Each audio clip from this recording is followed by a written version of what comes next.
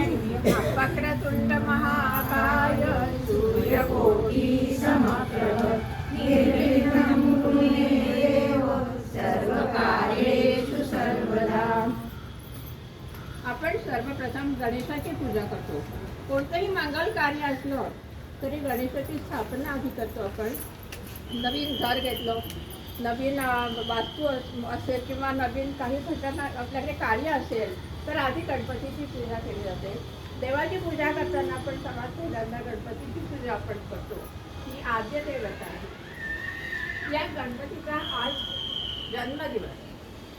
गणपतीचा जन्म कसा झाला हे आपल्याला माहिती आहे, पण थोडक्यात मी सांगते की त्यावेळेला पार्वती स्नानासाठी जाणार होती। शंकर बाहेर गेले होते आणि घरी कोणी नसताना कोणी जर आलं तर त्यांना प्रवेश देऊ नये म्हणून काय करावं असं पार्वतीला प्रश्न पडला।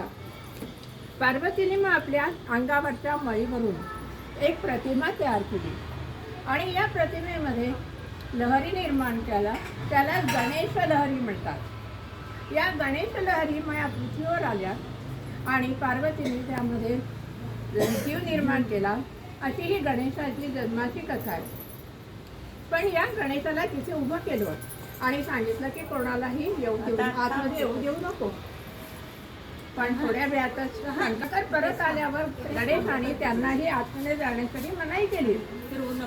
शंकर म्हणाले मी इथेच राहतोय, हे माझंच घर आहे, मला आत जाऊ दे। परंतु गणेशाने आपल्या आईची आज्ञा पाळावी म्हणून पार्वतीची आज्ञा पाळावी म्हणून शंकराला सुद्धा आतमध्ये येऊ दिलं नाही। पण शंकराला त्याचा राग आला। शंकराने त्याचं डोकं उडवलं, गणेशाचं डोकं उडवलं, ते लांब जाऊन पडलं। आणि मग जेव्हा पार्वती स्नान करून आली तेव्हा तिला दिसलं की आपण बनवलेल्या गणेश मूर्तीचं डोकं हे शंकराने उडवलेलं आहे। तिने मग शंकराची प्रार्थना केली, माझा मुलगा मला परत द्या। खूप विनवण्या केल्या।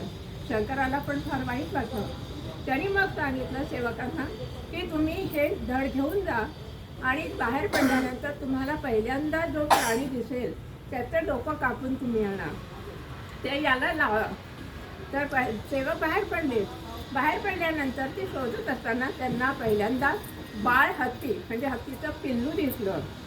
त्यांनी त्याचंच डोकं कापलं आणि गणेशाच्या धडावर लावलं आणि तिथूनच मग सोड असलेला गणपती तयार झाला आणि ते घरी घेऊन आले।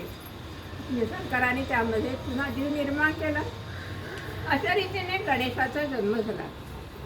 गणेश म्हणजे बुद्धीची देवता, ज्ञानाची देवता, शक्तीची देवता आहे। या गणेशाची जर आपण आराधना केली, उपासना जर केली तर आपल्यावरचे संकट दूर होतात आणि आपल्याला आनंद मिळतो। घराची आपल्या वास्तूची घराची भरभराट होते। अशी गणेश जन्माची कथा आहे। काही जण म्हणतात की गणेश चतुर्थी आणि आजची गणेश जयंती याच्यामध्ये काय फरक आहे। आजची चतुर्थी ही वेगळी आहे, आज गणपतीचा जन्म झाला आणि गणेश चतुर्थी म्हणजे गणपतीचा वाढदिवस आहे।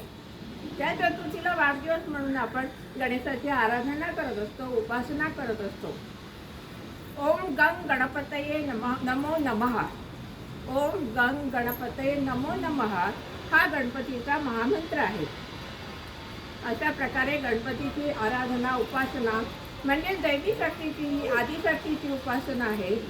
ही आदिशक्ती आपल्या सर्वांना ज्ञान आरोग्य देवो अशी मी आजच्या दिवशी प्रार्थना करते। धन्यवाद।